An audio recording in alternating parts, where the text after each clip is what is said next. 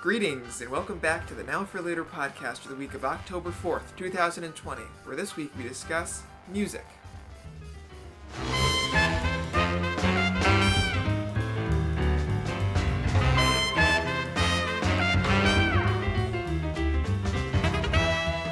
Greetings and salutations. Welcome back to the Now for Later podcast. As always, I'm one of your hosts, Liam, joined as always by my co-host, Mikey G. What is going on, guys? What's going on? Mikey G, how's your week so far? It's been a hectic week as always. You know, being a full-time student really is a difficult job. It is. I'm paying to suffer. Yeah. But we're 1 week closer to the end. I'm going to power through. And finally, fall foliage starting to come into swing. If you haven't checked out, I guess it would have been 2 weeks ago, we had a whole episode on, or was it last week? It was a whole episode on New England. Mm-hmm. Or check out season 1, our episode on all things fall. I like that episode. Fun autumn things. Yes. I believe that's what it was titled. And that's different from Halloween. Oh, no. Didn't we not do a Halloween one? That was Halloween candies. We did Halloween candies, and we talked about Halloween, and then we did a Thanksgiving episode. So, you know, we've split fall into like 3 or 4 different sub-categories. We love fall. We do. It's one of our favorite things. The weather is positively divine. I drove by the most beautiful tree today. Like, I feel like it's still a little early for like full-blown fall foliage. The maple trees have already started to go red, which is so beautiful to me. Oh my god. But the shade of this, it was almost like a big bush, like in a wooded area. The shade of these leaves was like, it was this like, can I use the word ombre? Oh, please. But it was like the gradient from red to like bright orange on like the same leaf. And it was just, it looked like fire. It inspired me. I'm like, who has written a poem or a short story called like When the World's on Fire or something, like something about fall and like, you know, if spring is everything's coming to life and winter's death, then is fall the time when everything's destroyed through this great fire. Yeah. This is how the world ends. Not with a whimper. With a beautiful, glorious blaze. You should write that poem. Exactly. Man. Do it. Maybe I'll get it published in like the New Yorker or something. That would be lovely. That would be really cool. That's what I gotta do to get this podcast famous then. Yeah, publish a poem about leaves in the New Yorker. But then like the first word of every line is gonna be like, check out Now for Later podcast on YouTube. You're gonna submit an acrostic poem to the New Yorker. That's sick. Acrostic poems, by the way, one of the most fun activities to do in elementary school. It is. I feel like if you're a poet, though, like, it really constrains what your word choice is. It has to start with a certain letter. Yeah. I'm saying in dumb child brain. That is equivalent of that of an ape. You know, that's what it's fun to do. But with our advanced human, almost adult brains, you know, bing, bing, bing, bing, bing, bing. We're firing off cylinders. Bing, bing, bing, bing, bing. Exactly. Yeah. We are intellectual machines. Yes. And you know, one of my favorite things to do. What's here? While I'm studying or getting in that creative mood, getting that right side of my brain stimulated. Getting it stimulated, man. Listening to music. Proven to increase dopamine levels. Mm-hmm. So it's a scientifically beneficial activity. Mm-hmm. But it's fun to do it. There's music for everything, for everyone. It is the one common thread that all of humanity has. Every culture, you know, even back to, you know, ancient tribes, they had songs of some sort. Mm-hmm. Maybe even if they didn't have some sort of a unified language. They had that you could understand each other through song. It's interesting. You ever see the things where, like, there's just a natural rhythm within humans to where, like, you can, like, just sing notes and, like, children can recite them back, you know, and do this, you know, you learn your do, re, mi's, you know, as Maria did. How do you solve a problem like Maria? She's always late for everything. Except for every meal. That was sick. I love that. But it's like, the mind, like, the way the scale works, there's something innately human about music. Or like resonance. Everything has a resonant frequency. Like, that's very scientific, but it makes sense. You know, like the crystal glasses. You know, when you like run your hand over them and you can make music when they're filled with different amounts of water. Like, I've never been able to recreate that, but I just, like, it's such an interesting thing.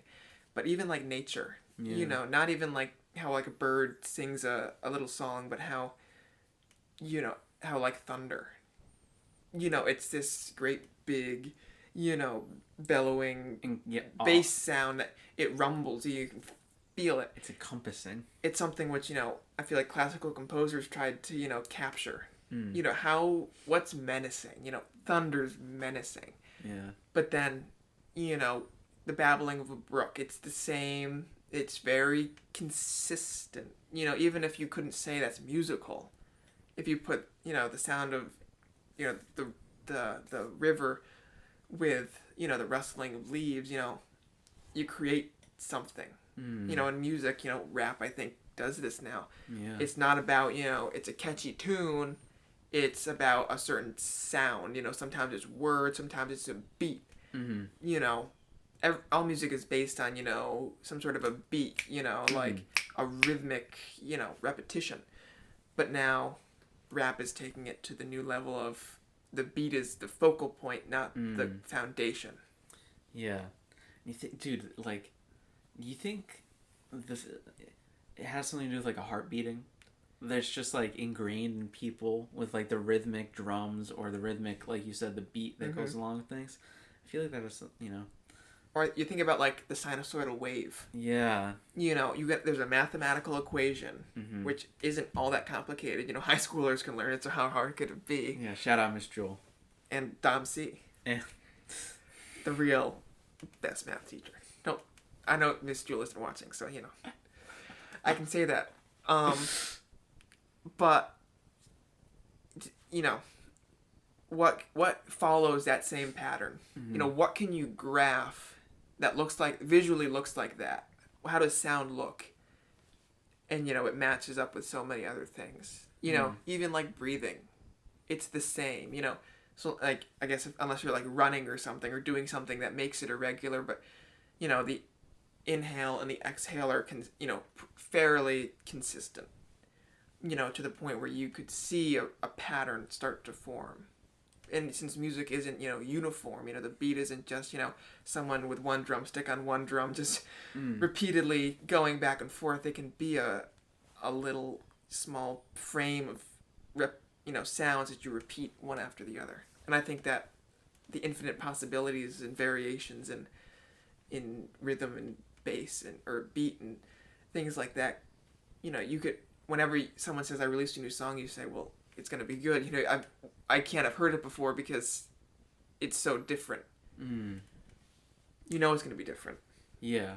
And which is great because you think of all, like, the music that we listen to now, it's based on, verse, chorus, bridge, chorus.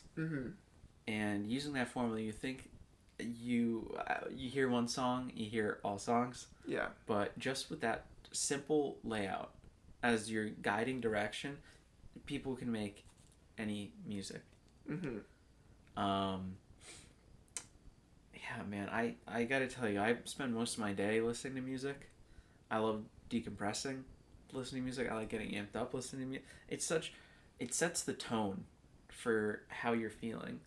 Very, I don't know, I feel like I absorb like the emotion of things, and it's had a heart attack. And then I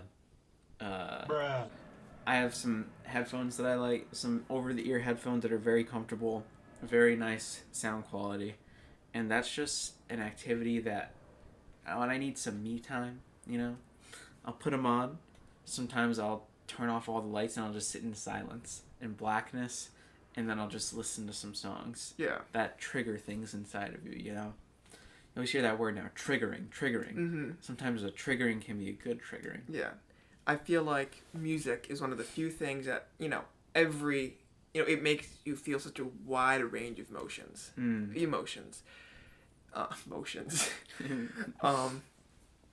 I feel like, a painting, it might, make you feel, oh, that's calming, or, it's really chaotic. But I feel like music, it's such a deeper thing. I feel like when I, study, I feel that I like classical music, or, things that don't have words, but, are, they're Instrumental. they're instrumental, but not only that, they're more consistent. Modern music, I think, is so, like, all over the place. There's so many different genres, but classical, in a way, in the most reductive form, is classical. Mm-hmm. You can always recognize it. Every musician had his own style, of course, but I like being able to hear different composers. I particularly like songs that feel very grand. Mm. You know what I mean? Like, you listen to it and you're like, I feel like you could put this in, the Queen of England could be doing something so, like, or, like, put it in, like, some action scene of, like, a World War II movie, and it would just feel so, like, intense. Like an epic. Like an epic.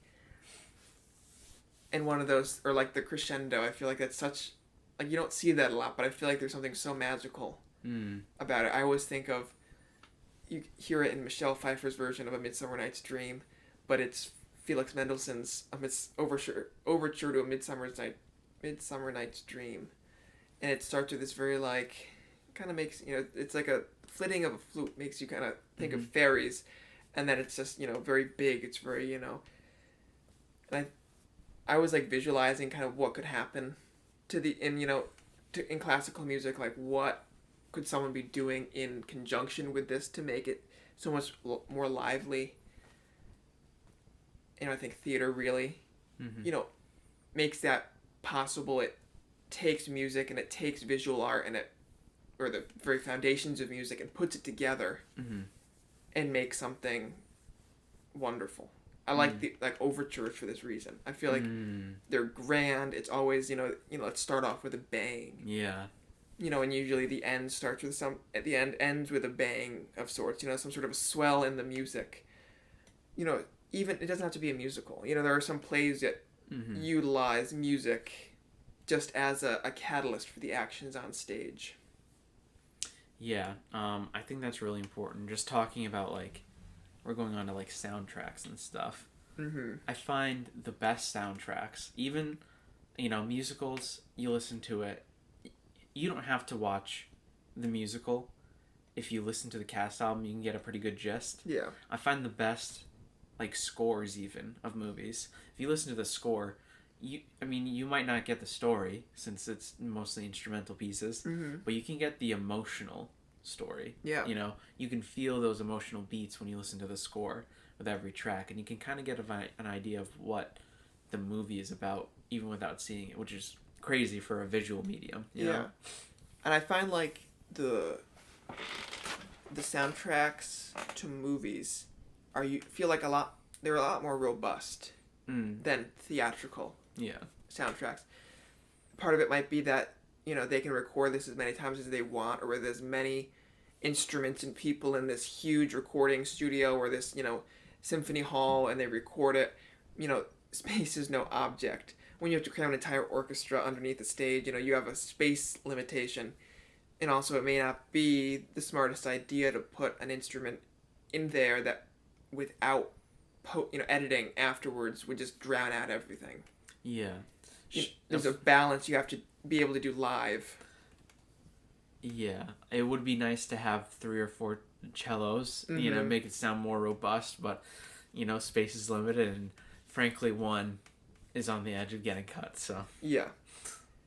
It's just, like, putting the story, all songs tell a story of sorts, it might be telling a story of something past, or telling the story of something they want to happen, or telling a fictional story. It doesn't even have to be based in reality. That's usually where most songs, start. Or at the very least, it's a journey.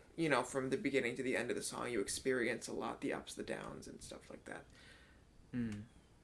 Yeah, I think just going back to musical theater, the 2 types of musical theater songs are the I am and then the I want, Yeah. You think any musical theater song, it will fit into one of those 2 categories. The I am or the I want. And it's weird to think about. I used to do that, like, when I first heard that, I was going through every, like, musical theater, song in my head, and I was like, yeah, okay, that one works. Trying to find something that wasn't. Yeah. And surely, I mean, other than like an overture, or Well, that's instrumental, so I mean, you couldn't even. Yeah. I never thought about it that way. Yeah, I mean, I was thinking recently about the different musical styles of the music we did during our musicals. I think we did 3 very classic ones, and then Mamma Mia was so modern. Yeah. And I was a little wary at first. I was like, Mamma Mia? Yeah, like ABBA's good, but it's not like the, magnum opus that Broadway's produced. Yeah. It's iffy. It was a good I really enjoyed doing it, Yeah, but of course. Before we started, I was like, it must have been a good show. I never saw it. I had never even seen the movie. But I was just like, I don't really know what to expect. And it was definitely different. I really liked Cinderella. I feel like Rodgers and Hammerstein defined the Broadway style. If you hear one of their songs, it's without a doubt, you could say this is Broadway. This is something theatrical. Yeah. ABBA, I don't know if they definitely didn't write their songs with the intent of becoming songs in a musical. So jukebox musicals are a whole different thing. It's interesting what they're able to, these songs existed beforehand and they just like made a story. Yeah. Very, seems to be a trend. And they did, I think the one that confused me the most was Green Day's. And they did American Idiot. I mean, it's a concept album, so I guess it kind of makes sense, but, like, I don't know. Something about that just doesn't jive. Yeah, I think, like you were saying about Rodgers and Hammerstein, they kind of did perfect the classical musical, like, songwriting. Like, I think they don't have a flop amongst any of their, musicals. No. And there are a lot of them. Yeah, and most of them are hits, too. Mm-hmm. I mean, when I look at it, I think Oklahoma, okay, it's a little weird. But it's old Western music is definitely a very niche category. Yeah. Because it's definitely not the same as country. Don't get them too confused. No. It's still good, though. There's, let me think. Oklahoma, the titular song is clearly very famous.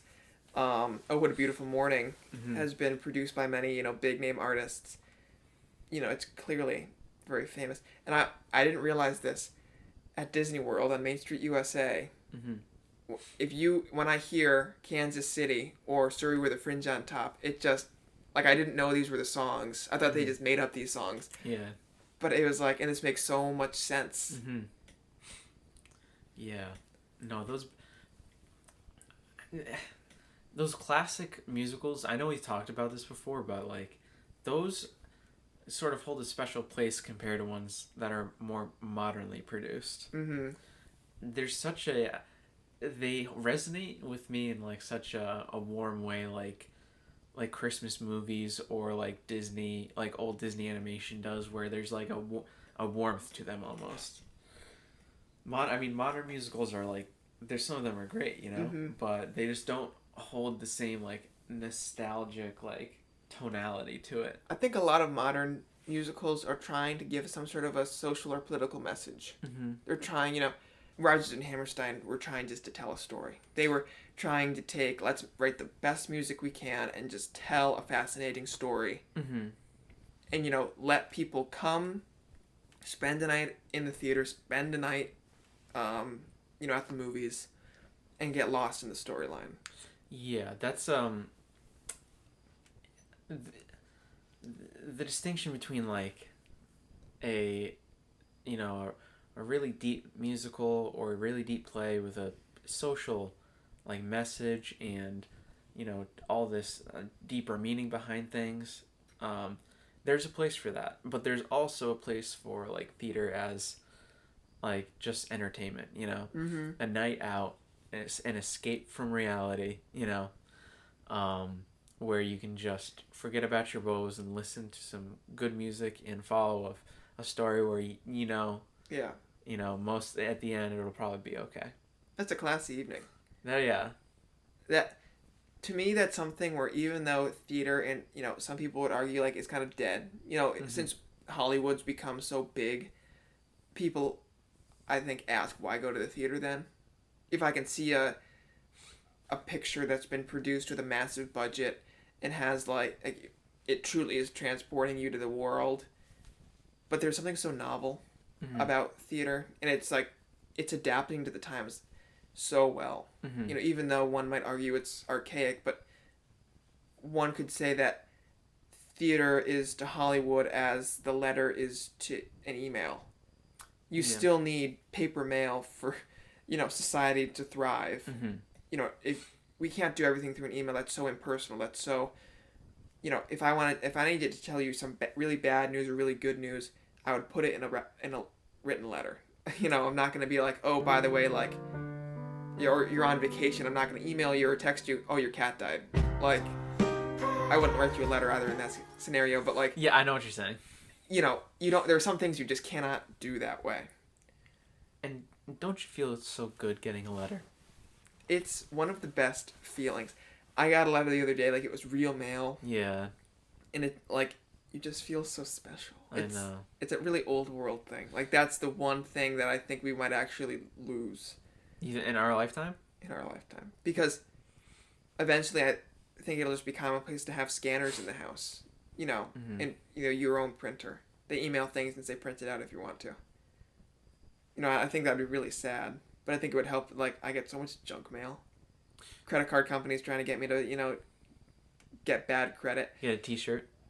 No t-shirts. Used my credit card today, by the way. Did you? Yeah. Got some gas. Ah. Credit cards are a little scary to me.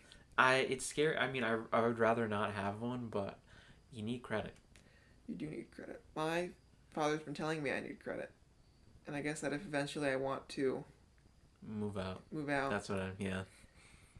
But the thing is, like, I would just have someone co-sign my first time.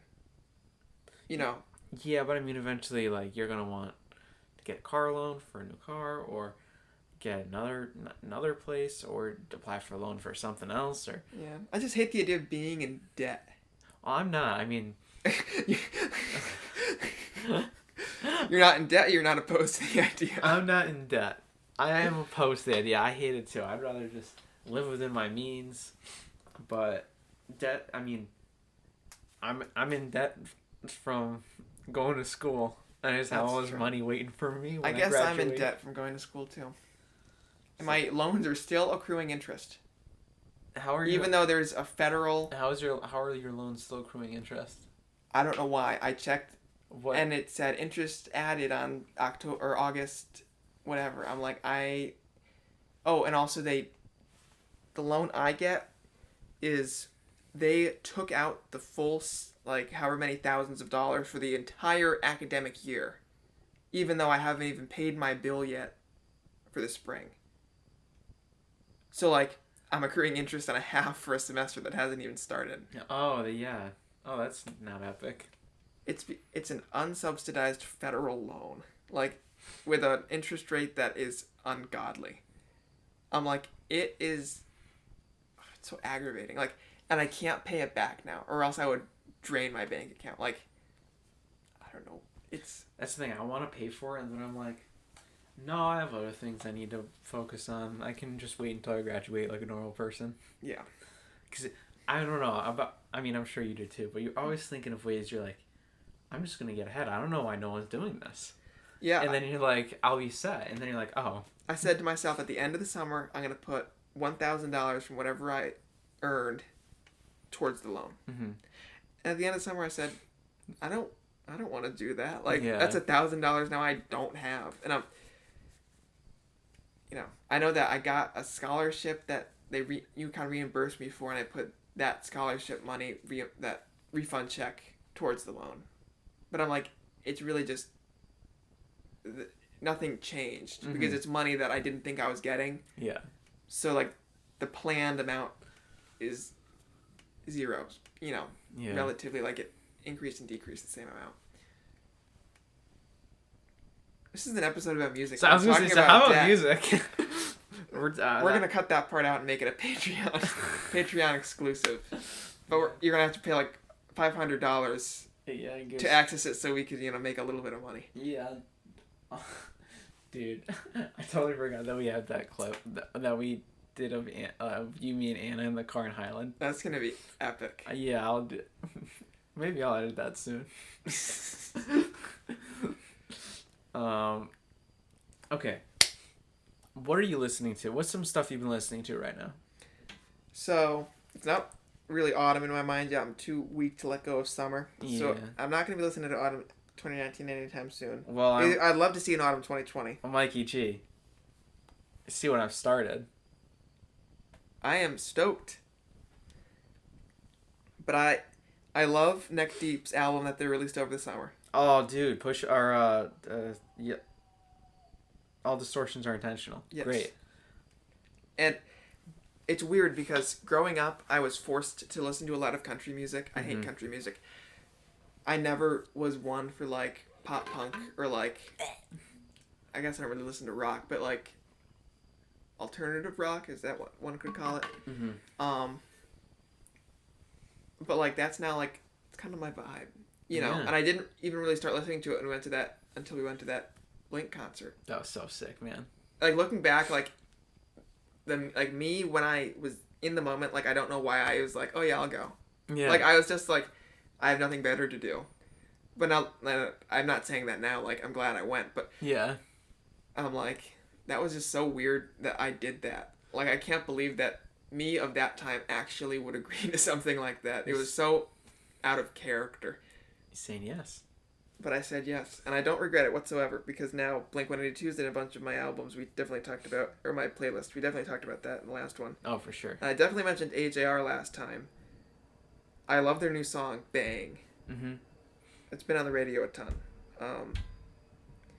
But I also, my summer playlist that I created, I like to keep them short. Yeah. You know, so like in a ride to Yukon, I could get through like most of it. Mm-hmm. And then I could just do a whole new set of songs in a second playlist on my way home. But Mr. Sanchez always played some Pandora channel. Yeah. And for all 4 years, I listened to the same songs every time I had a class with him. And I recreated that playlist. Aww. And it's like, they're genuinely like good songs too.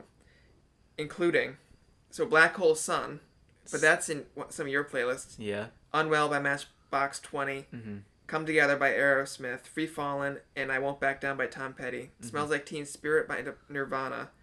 And then, let's see, Seven Nations Army by the White Stripes. I think there is one more, and I can't find it in this list. But that's definitely... Yeah, that's nice, man. I have a tendency to be on the other side, where my playlists, I make them too long, and I keep adding to them, like, as my music changes, and so... But I feel like kind of like our purposes are different. I feel like you kind of do it as like a record of... Like, these are the songs I'm listening to, or, like, these are the songs I like. Mm-hmm. But then in, like, 5 years, you might look back and go, like, oh, in, like, fall 2019, like, this is what I was listening to. Yeah. Mine are more of a... Like, I make mine, like, with a purpose. Yeah. Like, when I'm driving somewhere, like, I listen to this playlist. Yeah. Or, like, I'm just chilling at home, I do this. I'm also one to do, like, just whole albums or, like, just... through Apple Music do like shuffle the whole artist. Yeah. You know, because I like listening to some artists' songs, but I feel like I never get to enough of them. Yeah. And I like to keep my base broad. And I will admit, a listener did suggest she listened to our last music episode not too long ago and suggested an artist to me, and I 100% have not listened to them yet. I think their name was Peabod. Peabod. Let me double check that. Peabod. Never heard of him. But yeah, I guess, just looking back, I don't know how much of, except all my playlists are on Apple Music, I don't know how much of my summer playlist you've listened to. But which one was that called? Mothman Is Out There. No, I didn't even know that one existed. Yeah, it exists. Which is crazy looking back in it, because the first couple of songs are like, I remember listening to these at nauseum during quarantine, and so I was already thinking about that, and I had those songs in the mind. And I've been getting into a lot of different stuff. I'm punk pop punk at heart. Mm-hmm. But there's a lot of stuff that I've really opened myself to. A great release that is pop punk that came out recently. If you haven't listened to it, 2020 by Knuckle Puck. Okay. Knuckle Puck, it's one of my favorite albums they've done. Instant classic. I don't think a single skip. I listened to this album front to back several times so far, and it came out like 3 weeks ago. Joji. If you never heard of them. He's a man. Okay. Cat Stevens. I love cats. I'm in a phase right now where I'm just into acoustic guitar and singer.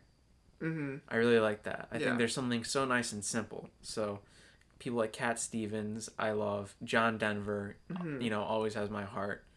The two Johns, Denver and Mayer. Great Johns. They are great Johns. Neutral Milk Hotel. I don't know if I'm not trying to give any red flags to anybody. Yeah, I feel bad because the music I like is often associated with people who are like manipulative or like gaslighters. What do they say? Love the art, hate the artist. Is that what they say? Yeah, I guess. But just, no, like the listener is. Mm-hmm. Like they say, oh, you listen to that? That is who you are. Because I like, again, I'm branching out. Not to go on a ramble, but I'm going to talk about one song in particular after. Okay. For a long time. Because it's a very special song.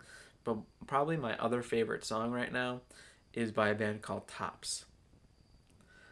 Amazing band. It's called Way to Be Loved. And it is probably, it makes me feel something, It's good to feel something every once in a while. Yeah, every once in a while. What was the word on your person that you didn't listen to? Yeah, their name was Peabod. Peabod. All right. Yeah, man. I want to see Hey Ya by Outkast is on this. Mothman is out there. Yeah, that's sort of my summer. It's kind of a weird mix of the first part is like kind of quarantine-y, and then it reminds me of summer in the middle part. Mm-hmm. Like all the classic rock, like Uncle Albert by Paul McCartney. I've gotten into I went through a big like kind of Beatles-y. Is Maybe I'm Amazed one of his newer things? No. I like some of his newer stuff. I listened to a couple songs. Oh. Not like enough to make it notable in my memory, what they're called, or... It was good, though. Yeah, but I've gotten into a lot of, like, really different stuff. Like, I really like Kid Cudi. I think he's a really talented artist. Thundercat, if you haven't listened to Thundercat, he did some stuff with Mac Miller. And he's such a good bassist. But a song that really is special to me it's less of a song, more of a mini album. This is either going to be like really like genuine or like a prank. No, this is 100% genuine. It's called Echoes. It's a song by Pink Floyd, and it is 23 minutes long. And I listened. I came out from one session of listening where I was really listening to the song. I was really listening to the song, and I came out a different person. I swear to God, that sounds so crazy. I came out with a different perspective on just how to perceive life, which is crazy that a song can do that. If you haven't listened to Echoes, I implore you, go on YouTube. You're in the YouTube search bar. Look up Echoes, Pink Floyd, Pompeii. They did a concert in Pompeii, no audience. They just did it this is the version I watched and listened to, and it was mesmerizing. It's in 2 parts, 2 10-minute parts. Please watch them. If there's anything that I say, listen to Echoes, Pompeii. You have to. I'm telling you, Mike, you have to. Now, and I will. That's interesting. So first of all, the typical song is usually capped at like 3 minutes. Yeah. 3:30 maybe. I would consider like a 6-minute song kind of long. Oh yeah, for sure. I feel like Billy Joel's or why can't I think of the name? Scene from an Italian Restaurant. Yeah. Is so long. Yeah. It's not a song I don't listen to. It's, Billy Joel's great. I feel like 21 minutes is not a song at that point. Like, it's something else. And I think that kind of falls into, like, okay, a classical... Blah, blah, blah. Am I having a stroke? A classical music song could be... Or, like, you would listen to it in one sitting. Could be, like, an hour long. Goes through several movements, but it's not broken up into songs.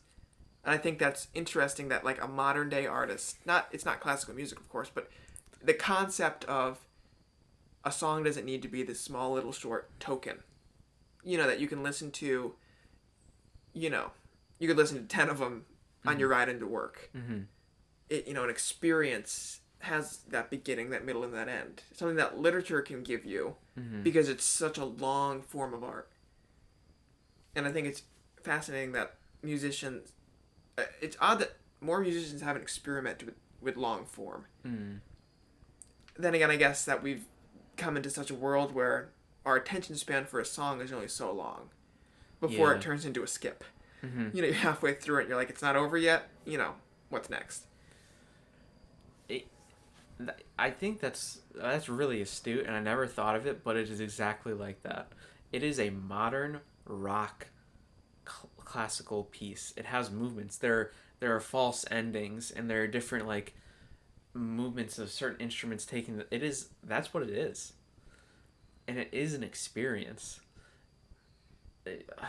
Like we said, I mean, I listen to music all day, but when I want an experience, a song can also be that.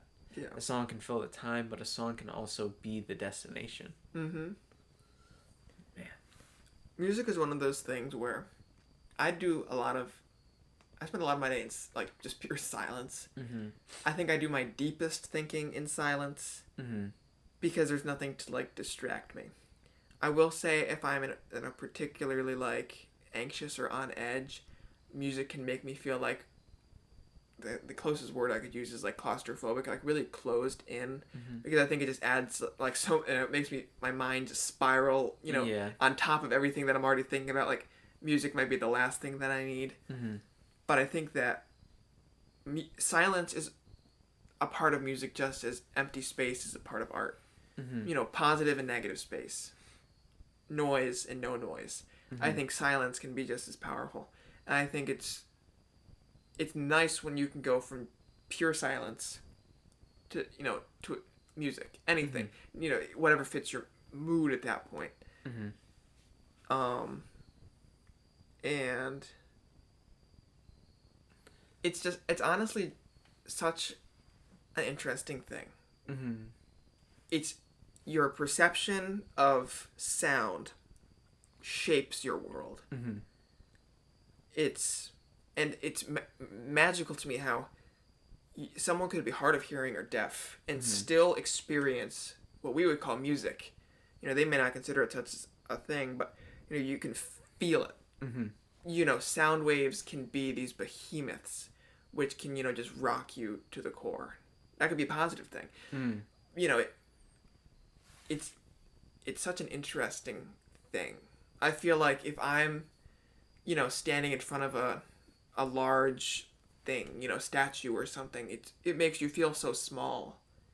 That's, to me, what feeling those sound waves makes me feel when I'm listening to something. It makes you feel small. But that's something that, to me, is refreshing. Yes. We all are the kings and queens of our own lives. We're the person in charge. We're the person that, we're the only ones that can make decisions in our own lives. So it takes something else to make us feel, make us take a step back. Make us feel like we don't need to be in control of every small little situation. that might occur in your life. You know, you could be going through such a difficult time, and music will always be there. And there's so many different genres these days. Mm-hmm. You know, it's for every emotion. Yeah. That's just so. It's refreshing. I think what you were saying is good. It makes you vulnerable, you know? Mm-hmm. Music can take you on a journey. It is an instant mood changer. If I want to feel a certain way, I'll put on a song, and somehow in my brain I feel different, you know? Mm-hmm. If I'm feeling, I get anxious, and I'm the opposite. I need to listen to music to, sort of assure me that, like, hey, it's okay. Yeah. This is like it's a comfort song, you know? Mm-hmm. But on the other hand, it can also evoke such strong emotions if you listen to a song that's, it puts you on edge. If there's chords and all these, it's crazy. Music is just such a fascinating and vital part of life. Yeah. Really, like, how boring would things be without music? I love silence, but things would be boring without music. It would. It's one of those things where it can be an escape. Mm-hmm. Like you said, it could be, or your destination. You know, I find myself listening to music when I need to, fill the time. Mm-hmm. Or I really just need to get something done and need something that'll, kind of make me, it'll kind of put me in the passenger seat Mm-hmm. and distract me from, like, the effects of time. So Mm-hmm. I'm more prone to, like, be more productive. And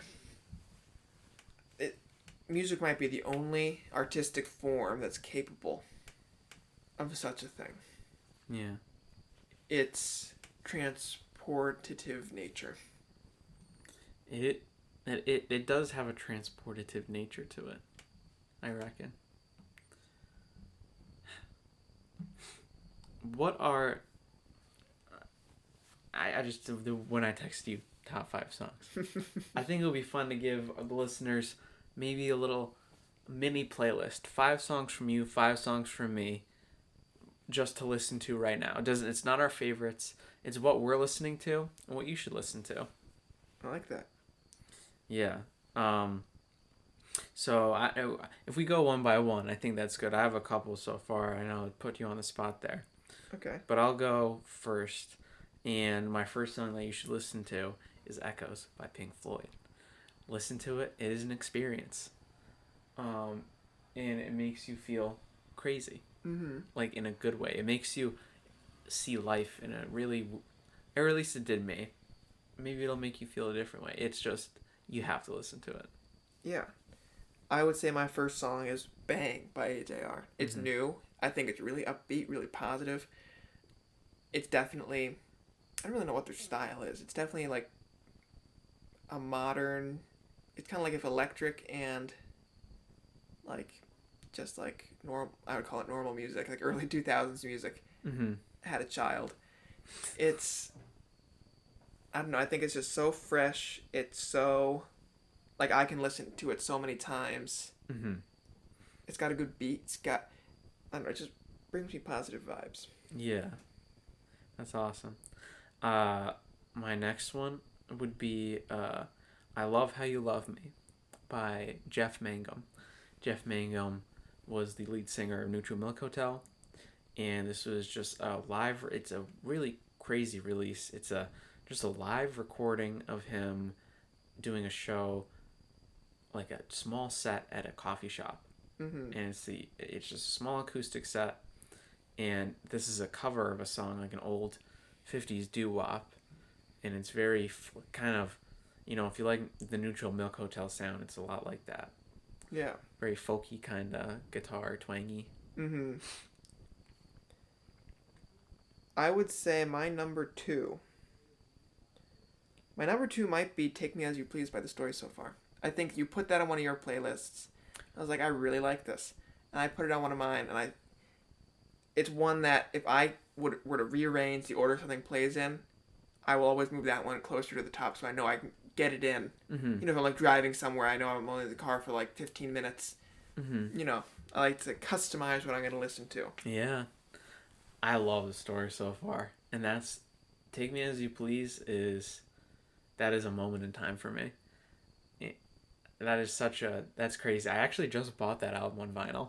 Yeah? Like, yeah. Which is really weird. But, yeah, that's a great song. That's a really great song. My next one, sticking on my motif of love, Way to Be Loved by Tops. I already mentioned them before. Tops is great. Female singer. Amazing voice. And just a really cool, vibey kind of song. If you want someone to chill to and feel just a nice warmth inside of you, Way to Be Loved by Tops. I would say my next one, I might say Unwell by Matchbox 20. I don't know what it is. I feel like I kind of like resonate with that. You know, in the present moment. Mm-hmm. You know, the world's kind of in such a chaotic place, and I feel like, I don't know, like it's kind of relevant. Mm-hmm. You know, that's another thing. You know, music can be so relevant no matter when it's written. Mm-hmm. I feel like we talked about that in the last music episode, so definitely go check that out. I don't know. I feel like I listen to a lot of songs for no good reason. You know what I mean? Like, I just put it on shuffle, and sometimes it's like, I hear the song with it, and I'm like, I couldn't tell you what the song I just listened to was. Yeah. Like, you just get so lost. Yeah. You can get lost in music. Lost in the sauce. Lost in the sauce. What if you became the sauce? If one becomes the sauce, can one be lost? And the answer is probably. Yes. Yes. Next one is actually off of the album I was talking about, Knuckle Puck, aka Kanuklapook.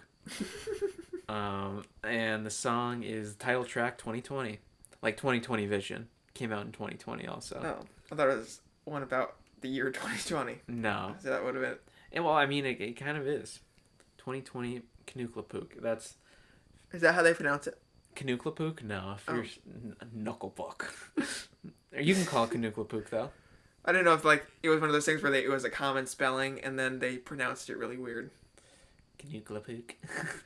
Artists are weird, man. Yeah, they are weird.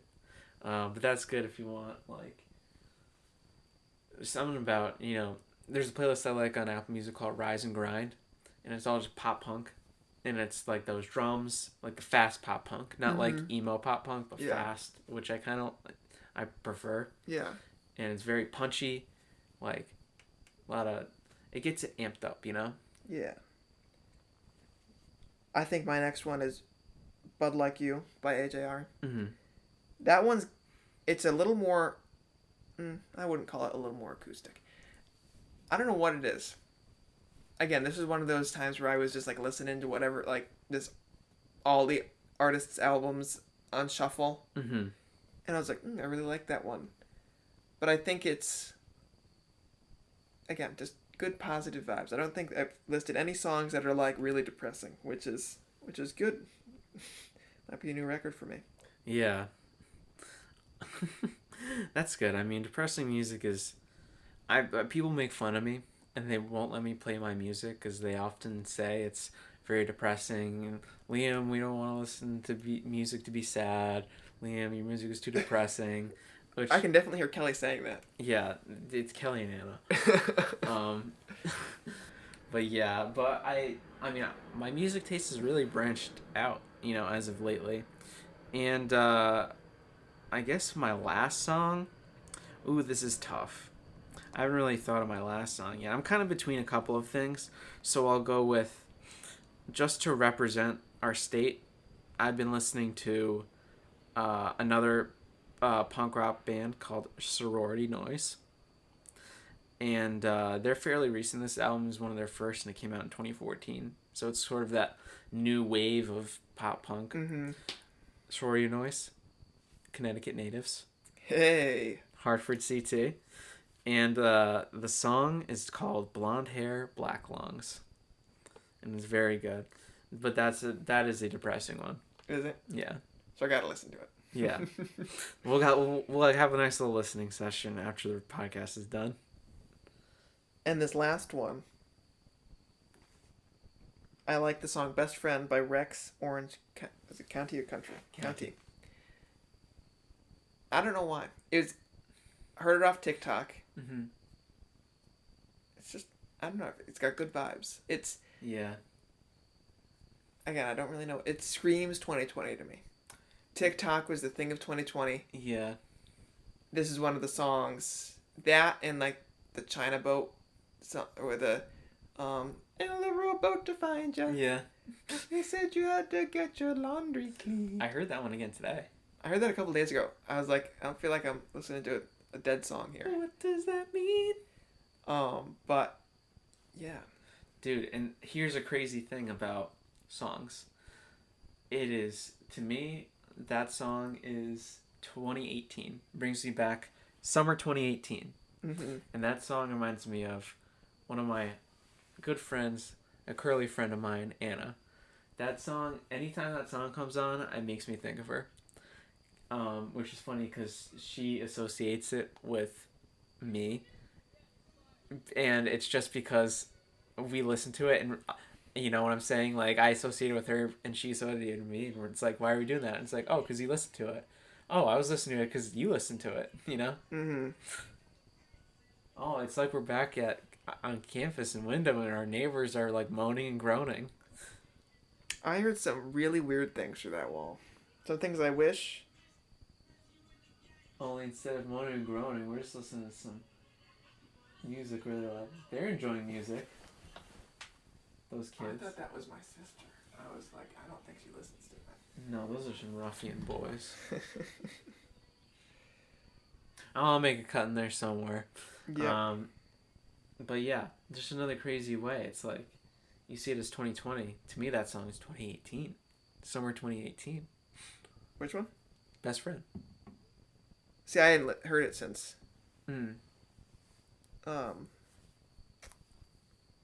TikTok. Yeah. I feel like that was such an incoherent sentence with me starting off asking what we were talking about, but I thought you were talking about the song that we heard them playing. No. But yeah, no, that's good. Music is great. That's what it all boils down to. You just spent an hour just for us to tell you music is good. Music's great. What are some of your favorite things to listen to? Drop a comment. Yeah. We've had no comments on our videos. When we say drop a comment, blow us up. We might be making a TikTok or something. We gotta blow up somehow. We're gonna go on a marketing campaign. Yeah. But we have zero budget, so that'll be interesting. Again, keep dropping what you want if you want merch. We got some really good ideas, including but not limited to stripper smoking. Purple dragons are stupid. Yep. So a lot of good stuff that could be made into merch. Yeah. Maybe just our faces on coffee mugs or something. I don't know. A la The Office. We could do that. World's best bosses. Mm. Because one day we'll have an empire. Yeah. All right, ladies and gentlemen. Well, thank you for listening. It's been our pleasure to serve you again. Mikey G, any final words? Like, comment, subscribe. Get out there. Dazzle your ears. Tickle them a little with something new. And God bless.